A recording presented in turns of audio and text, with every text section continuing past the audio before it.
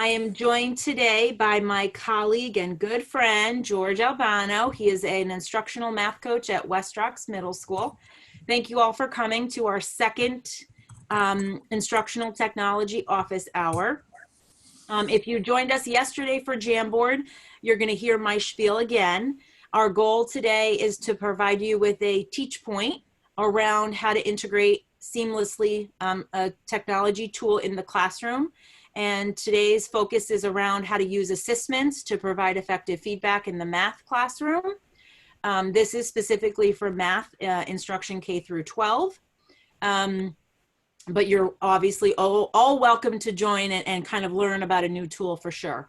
We will, this is being recorded, so we will have this video to be posted in the Google Classrooms that we're using throughout the district. So we have a K-5 Google Classroom, and then we have a 612 Google Classroom as well. We've been posting these videos in there so that you and your colleagues can use them as reference beyond the instructional hour today.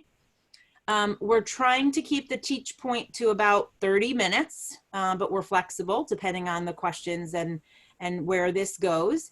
And then we will stop recording, and then we will open up the floor for any and all instructional technology types of questions that you may have that maybe don't even relate to Assistments at all. So George, welcome. Thank you for doing this for us today. And as I mentioned before, I am monitoring the chat, and we will kind of go back and forth and make sure we answer those questions as well. So welcome, George. Thanks.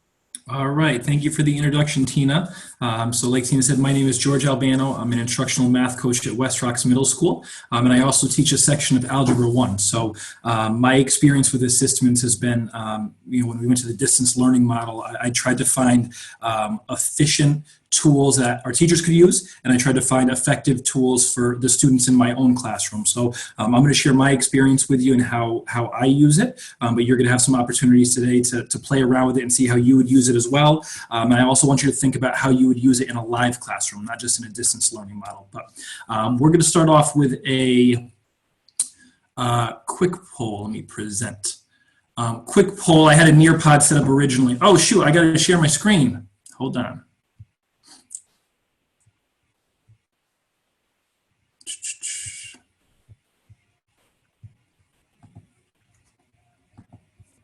All right, thank you for your patience. So quick poll, if you think about how, if you had a tool, an effective tool to provide formative feedback to students, what features would it have? And what you feel is most important. So do you think having tasks and assessments that are already built into a library that are aligned to your grade level curriculum, whether or not you're an elementary or a middle school educator? An organized system to collect and house those responses. Obviously, in a distance learning model, we can't collect 30 sheets of paper and grade them by hand and write comments on it. So where do those responses go? Do you think an effective way to communicate with your students regarding responses, to communicate back with them, is most important? Or do you think that having automated responses and hints that will guide student thinking throughout is most important? So that way, if the instructor is not right next to them, it still gives students some guidance on how to work through a problem. If you could look at those and pick the response that you think is most important and put that in your Zoom chat, please. We'll take about 30 seconds to do this. All right, so let's go, people. Oh, I see D coming in.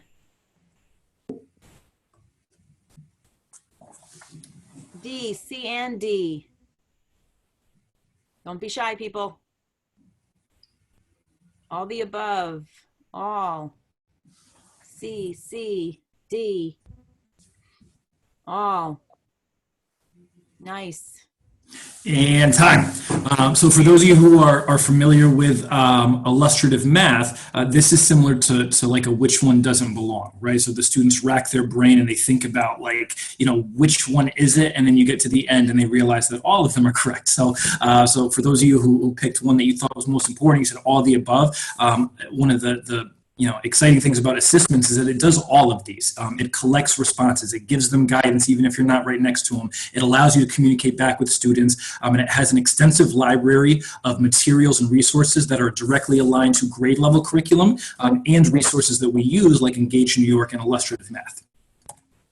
Our agenda for today, like Tina said, we're going to look for some spots for some natural breaks. There's 5 kind of talking points, but it's really going to be chunked into 3 sections.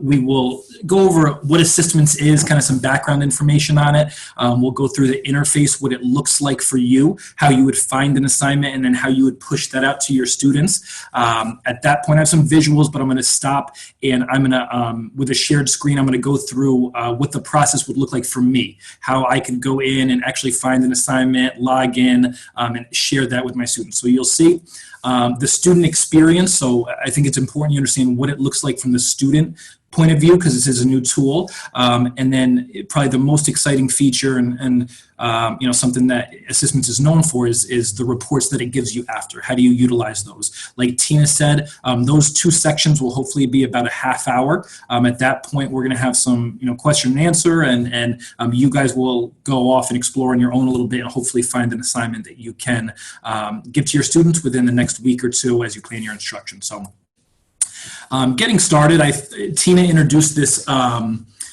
tool to all instructional coaches probably around January, around there, and she said, hey, this is this great tool we found. We were a little apprehensive just because we had so many other things, and to be honest, I didn't know a whole lot about it. So just a little background information to let you guys know where it comes from. Was developed in 2003 by a husband and wife team, Neil and Christina Heffernan. They were both middle school math teachers, and all of those selections you chose, A, B, C, and D, about the most important thing for formative feedback. They saw a need for that. They saw a need for a tool that would give feedback assistance to students, and that's where the term Assistments comes from. And it would also give assessment data to teachers, which is incredibly valuable, not only in the classroom, but in the distance learning model as well. It was developed at WPI. It is funded by the U.S. Department of Education and has other, charitable donations that go towards it, that funds it throughout the year. You will always access Assistments through class link. So you will log in. It may say the first time, it may say create account, but all you're going to do is log in with your Norwalk PS account. You will always do that, and it really syncs seamlessly. So there's not going to be a laborious process for you to put your information in, or email address or a login code or anything like that. You'll just log in with your Google account every time. And if you don't have a Google Classroom set up, that's where Assistments becomes valuable. So I can support you with that after this webinar if you need to. Once you are logged in, and again, I'll kind of walk you through this afterwards, you have to find and assign what you actually want to give your students, and you can be very, very specific with what you want to give them. Exploring content is going to be your home base, right? If you ever kind of get lost and you click too many links, you can always go back to the top and go to explore content. From there, you're going to see this library. You're going to see this library of all resources, and you'll see it starts off with illustrative math. Right now, they only have grades 6 through 8, as well as algebra 1, 2, and geometry. However, hopefully, as we get into the K-5 beta, hopefully they can add some elementary resources for that as well.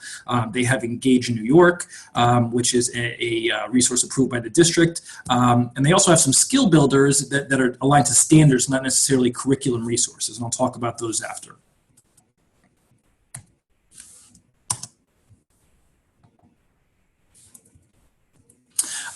So after you select, if you select a resource, right? So if you're delivering a lesson in IM and you want to go in there, you're going to select your grade level and then whatever unit you are in. If you select another resource, it might not be chunked by unit, it might be chunked by domain or cluster. So you might have to pick whatever concept you're working on. The default option will always be all questions within the lesson. However, you can identify which ones you want to include. In the block scheduling model, we're used to 84 minutes in a class for an IM lesson. Distance learning, you have 50 minutes, and next year it might not quite be 84 minutes of instruction. So you may not want to deliver the entire lesson. You may want to pick 1 or 2 items or 1 or 2 activities that you want to do. If you don't want to go within a resource, a curriculum resource, they have a task called Skill Builders, and that is directly aligned to the Common Core State Standards. So for you elementary teachers, I appreciate you joining us today. You would target a grade level standard, and then you can assign a skill builder. So if I were to assign it to my class, it would randomize questions. There's a bank of 100, and they're all comparable levels of difficulty. And students will continue to answer questions until they get 3 correct in a row. And you can look at that data afterwards. So if you have a student that gets 2 right and then a couple wrong, and then 1 right and a couple wrong, you realize it's a target area for that student that you want to work on, and you can even maybe work forwards or backwards with those skills as well, and go outside of your grade level. But Skill Builder is kind of a separate part of Assistments that isn't necessarily directly within IM. Once you identify your task that you want to assign or your activity, the most important part is that you have to assign it to Google Classroom. Students really have no interaction with the Assistments site. It really is going to be in a classwork assignment that is in Google Classroom. Your first time, and we can go through this today, you may need to import your class, and it will sync it together. If you start Assistments, or if you start a Google Classroom, let's say in September of next year, and then you have a few adjustments to your roster, you may need to sync it to move some kids out, move some kids in, but you'll connect it directly there. And then you have time to adjust the assignment name, the release date, and the due date. And I think it's important that and I'll show you in a second, that these 3 are exactly what's going to appear in Google Classroom. So if you want to name it your 423 warm-up, then that's what it's going to appear as an assignment in Google Classroom. If you want to release it tomorrow morning at 8 a.m., that's what's going to release in Google Classroom. When you make it due, it'll be due then, and it'll show up on the student's Google Calendar. So really, this is the time where you want to be specific and deliberate about what you're doing. So, and at that point, it's going to push to Google Classroom, and it'll appear as an assignment. If you do not choose a release date or a due date, it will just release it immediately. So it'll just push to your Google Classroom automatically. So Tina, unless you want to interject with any comments, I just wanted to show how I would do it, how I would go through that process, so our participants can visualize it.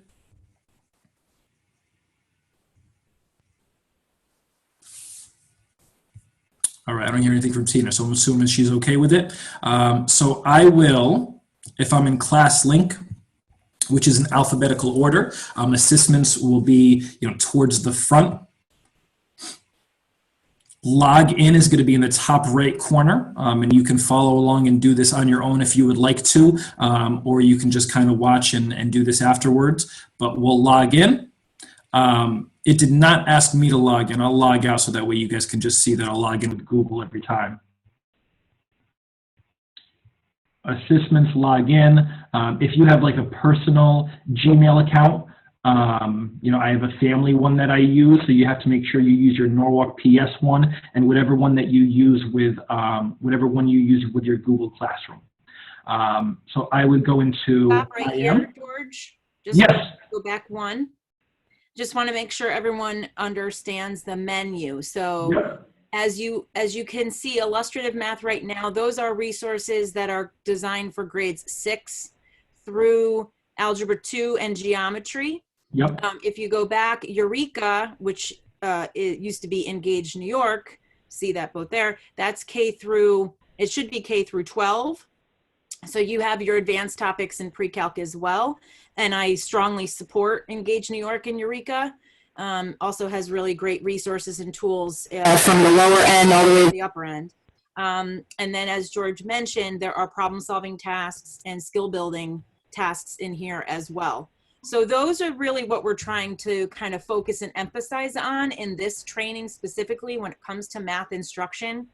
You all are doing a bang up job planning on a weekly basis for our students, and as you know, our curriculum is focused on the standards. So this tool is helping us understand how to truly create lessons that are standards aligned and standards based versus using a textbook or using some other resource that really isn't aligned to the grade level standards. So that's definitely something why I really asked George to come and talk about this, because you know, being able to kind of connect the standards-based questions in a virtual environment sometimes can be hard to sift through if you're just looking randomly out in the digital world. So this helps you, at least in the math area, really pinpoint those standards based on where you are within your unit and within your planning.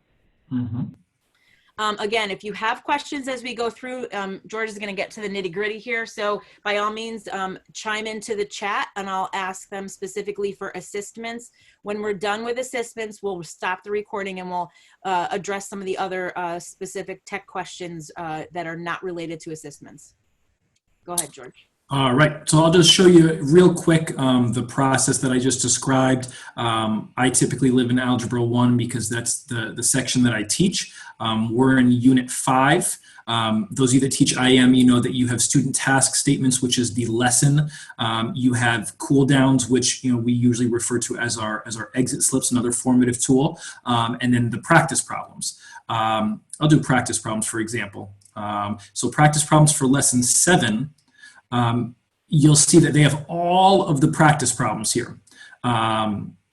If you don't select any of them, the default option is all, right? It'll push all of them to Google Classroom. So let's say I wanted to do problems 1 and let's say 3.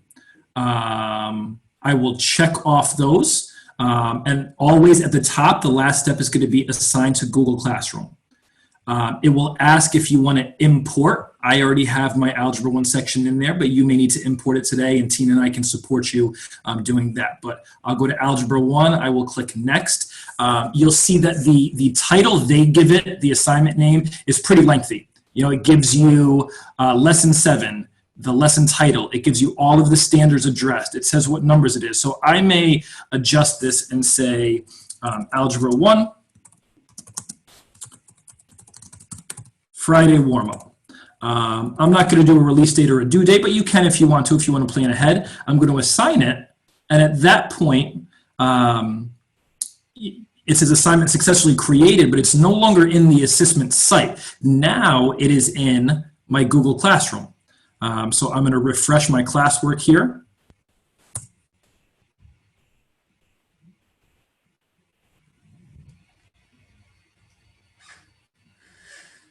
And you're going to see right at the top is my assessment assignment. So this appears to my students. It appears on my stream because I didn't do a release date. It was there automatically. So that's how you would do an assignment, how you would assign that task. Now let's look at sort of what it looks like from the student perspective. And again, like Tina said, get into the nitty gritty, like what it actually, what's the purpose? Why is it useful for you guys? We just saw it in action. It's called Assistments, and their kind of tagline is, providing assistance to students. And I never really understood why until I, kind of looked at some of the features of the reports. When students go through that task, it starts off with 100% credit, right? And if they get it wrong, it takes off 1/3 of the credit as they go. So that's one of the ways that it provides a report to you, is it'll say, this student got it correct after 1 wrong attempt or after 2 wrong attempts. As they get questions wrong, it will offer them hints. Maybe they put it in as a decimal and it'll say this problem expects a fraction. It'll tell you when a student uses a hint. And then eventually it will give them the option to just look at the answer. If they do that, if you have a student that just, puts A, just so they can get to the answer, you will see that in your report. So this is how, even though they don't have an instructor right next to them, is providing them with assistance on a standard or a concept that you've been providing instruction on, that you want to see how they're doing with it. Some responses are not as simple as right or wrong. Some responses require technology, especially as you get a little deeper into the IM curriculum. It may ask them to create a table. It may ask them to sketch a cylinder, as you can see an example there. Sketch a cylinder with a height of 10 and a radius of 3, and it says, ask the students to say, upload a picture, or tell your teacher that it's drawn on paper, or something like that. So some responses require a little bit of training with your students, but that's something that you'll work on. Students may need an explanation using a new tool. I typically do not use this as a grade. I use it as a formative tool, and I may give a participation or a classwork grade, but it's just for me to kind of get an idea of where students are, and I'll show you how I can see where students are in a second. I just want to remind everybody too, every Chromebook has a camera on it. Mm-hmm. So you can request, and it's a great opportunity to teach the students how to take a picture with the Chromebook and upload it as student work and evidence into the classroom. I mean, in general, right? So this was a great aspect of also how to, you know, teach the students something that we're probably going to be doing a lot more of, to show evidence of their learning and provide some more effective feedback, is how do we upload student work, right? If they actually drew or wrote something, if they don't have a scanner, right? The best way to do it is quickly take a picture. The only thing I would say about pictures, and having 2 middle schoolers of my own as well, definitely doing some like non-accountable type of fun things with the camera first, because sometimes the camera and the images aren't very clear and they have to play around with it first. So maybe doing an activity that isn't so high stakes is kind of where I'm getting at, before they have to be expected to submit something, so that they know that they know how to use the tool. If it's a camera, that's fine. If it's the Chromebook, that's fine too. But just making sure that sometimes they have to play around with the settings and figure out the best place to take the photo before they upload it, so it's nice and clear and you could see it well. And just to that point, I have 8th graders, so I know it's not the typical population. They may be a little more mature than some of the students that you have, but I'm surprised at how comfortable they are with it. You know, for me, it was a little uncomfortable. Like, you know, what am I going to see, and how are they going to do it? But for them, they're used to showing their work on pencil and paper a lot. So assessments will sometimes require, you know, an answer. But if you want to give formative feedback, sometimes them uploading pictures like that is super helpful. Utilizing reports, I'll show you where to find it in a second. So the classwork that I just showed you, right? We created an assignment. If I go back into assessments, nowhere in this website will I find a report. Nowhere in this website is there a history of what assignments I gave. Once I push it out, everything's in Google Classroom. So when I first started using this, I really didn't know like where the answers were and where I could find it. As an educator, as a teacher in Google Classroom, you are always going to find your report. So if I'm on my stream, I'm going to go to this assignment. And in instructions, in the actual assignment, this link, although it takes the students to the task, it takes me to the report. I'll sign in with my Norwalk PS account. And you can see right now there's no students that, correct answers. I was going to say there's no students that have done it, so there is no report yet, but that's where you would find the report. It's in Google Classroom. You need to click this link, and that took a little getting used to for some of our teachers. It's not in the Assistments website. This is what an example of what a completed report would look like. And I'll show you what some of these green check marks and green X's mean, and how I can communicate with my students through this report.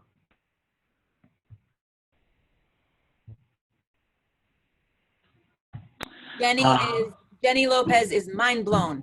Just want to let you know, George. Oh, listen, that's what you get. That's what you get when you come to an Albano and Henkel webinar, all right? Come back home every Thursday.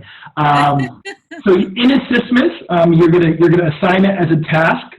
Your students will complete it, whether or not it's within your block of instruction, or perhaps you want to assign it for them to do on their own later on that night, and you'll check it in the morning. But for each question that has a right or wrong answer, open response won't work, and I'll show you open response in a second. But for right or wrong answers, it will have 1 of 4 responses. If they get it correct on the first try, it will be a green check.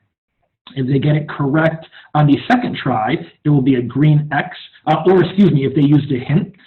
If they used 2 hints, or if they got it wrong twice and then they got it correct on the 3rd time, and at that point it's giving them a couple attempts, it will give you a red X. And if they got all the way to the end and they just checked the answer, they were having a difficult time, it'll highlight it for you. And obviously that's the one that kind of stands out. Like, all right, this student, I need to support a little bit more. Maybe I'll arrange some instruction for them tomorrow. But that's what these 4 mean. So now what does a report look like? At the top, you're going to see, if you're just kind of looking at your class, for this report, the class average was a 46. You can see they really had a hard time with the first question. They were really successful on question C. That's just looking at, the entire roster. If you want to dig a little bit deeper on a particular student, you can see that Brenda Myers got most of them right on the first try. That was the green X. The green check, and then these 2, the green X, got it right on the second try. Tina Henkel had a tough day. The highlighted responses kind of jump out as like, all right, this student wasn't quite ready for this lesson. So that means that they got all the way to the end and they just checked the answer. So that's, 2 students. If I want to show you a report for one that I did the other day. 2 pretend students. These are pretend students. Hold on. That's why I put Brenda Myers. Oh, hold on, guys. You know what I'm going to do? Watch this, Henkel. Everybody close your eyes. Okay, pretend students. So this one is good for you guys to look at the report because there was a lot of right or wrong answers. And you can see there was one open-ended one. Some students were a little bit more elaborate than others. You can see another report with some pretend students. This one was entirely open-ended. So there is no grade. This first student is 0% because they had to create a data table. They had to explain their reasoning. They had to explain how we're doing exponential functions. So how did they get from one value to the next? Well, we were adding by 20 each time. So this was linear, and then we got to exponential later on. But these are all open-ended. So sometimes there is no real report there. It's just good. It's a place to house all of your answers. So how do you communicate back with the students? You go up top and you click essay scoring. And essay scoring will allow you to not only score the response, but what I think is even more valuable is I can type in, great job, Tina. Don't forget exponential is multiplying. And that will push back out to the student. So if you're looking to provide feedback to students, which I think is the most challenging aspect of distance learning, so the most challenging aspect of teaching in general, that's the spot to do it. If it's just a right or wrong answer, there's not much you can do. They get the feedback based on whether or not they get it right or wrong and whether or not it gives them a couple other chances and whether or not they're losing credit. But for the open-ended responses, you're going to click essay scoring. And from there, you can... Quick question. Sorry to interrupt. Jenny had a good question. Where do you see the pictures when the student takes the picture? And so that just like, let me go back. So this particular question, Jenny, asked them to create a data table, right? So that's why it looks like this. They actually have a text box and they can insert table. It's pretty interactive. That's why you see this here. Here's a question that asked them to draw that cylinder that I showed you before. One student wrote, I did it on paper. Another student uploaded a picture. So to answer your question, it uploads just like it would an open-ended response. It will allow students to insert an image from either Google Drive or from their Chromebook. And again, they're pretty well versed in it. I love Tina's idea of just, having a few fun activities, like maybe on a Friday, draw a picture, of Mr. Albano and upload that. And as they get used to it, it's not as challenging as you might expect. So to answer your question, Jenny, it goes right into that open response. This one is a report that has a lot of, right or wrong answers. This one was entirely open response. And this one you can see is kind of a combination of the two. Has some open response, has some right or wrong. So that's what those reports, will look like. If you wanted to go a little bit deeper, and I think, here's an open-ended one, an essay scoring, you would do that and give feedback. Details report, let's say you were going to conference, that's a hypothetical student, but let's say you were going to conference with a student, you would click details report, and it will show you what that student did. I'm not going to do it just because I don't want to show student names, but it'll show you what that student got right or wrong. It'll show you their responses. It'll show you how long they took on each problem. So if you click these 3 dots next to the student name and then go to details report, it will give you a little bit further information on that. Nice. Okay. At this point, Tina, unless you have questions, I wanted to maybe give a few minutes for our participants to go and just look at what the experience will look like of importing a class and actually finding an activity. What do you think? Great. So we kept up to date with the chat box. So we're going to turn off the recording because this will end our training session with Assistments, and we will go into some live support with the teachers if they wanted to do that. Okay. So I'm going to stop recording. Thanks, George. Great job. All right. Thank you.